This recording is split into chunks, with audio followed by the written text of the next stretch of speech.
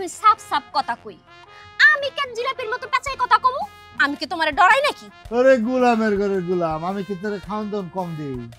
এই খাইতে বলি তো বুড়ার মতো কাজ। এই খাওন দাওনের বাদেও না অন্য একটা জিনিস দরকার। আচ্ছা সত্যি করে কও তো, তোমার মনে কোন অন্য কোনো সেরি আছে নাকি? তোরে কি আমি আমার মনের সব কথা খুলে কইতে পারবো? তোরে তো আমার মনের সব কথা আমি খুলে কইতে পারব না রে।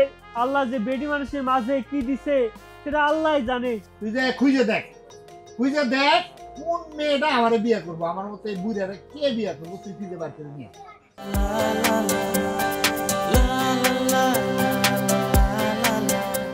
আপনার কি মাথা গেছে? আপনারা বিচিরিরা জারিরা আপনারা কেন বিয়ে করতে যাব? আমার কিসের রোগ এইটাই যদি আপনি বুঝতেন তাহলে আপনার নিজের বিয়ার কথা নাই ভাইবা অন্য কিছু ভাবতেন। এই বাপের সাথে এইসব কথা করতে একটু লজ্জা লাগে না? ভাবি আমার একটা বিয়ের ব্যবস্থা করো না, আমার একটা বউ দরকার ভাবি, একটা বউ দরকার আছে, নয়তো বা কইবেন কি রাক্ষস ঘরে আনছি, আমি আসার আগে সব খায়া বসে রইছি। না না, আমি মোটো এমন না। মতিনের কি হয়েছে? মতিনের কিছু হয় নাই চাচা। এই যে আমার বোন আমার বাড়িতে বেড়াইতে আইছে, কিন্তু মতিন ওর লাগে যা করছে মানুষ জানলে যে আমার বোনের কি হইব।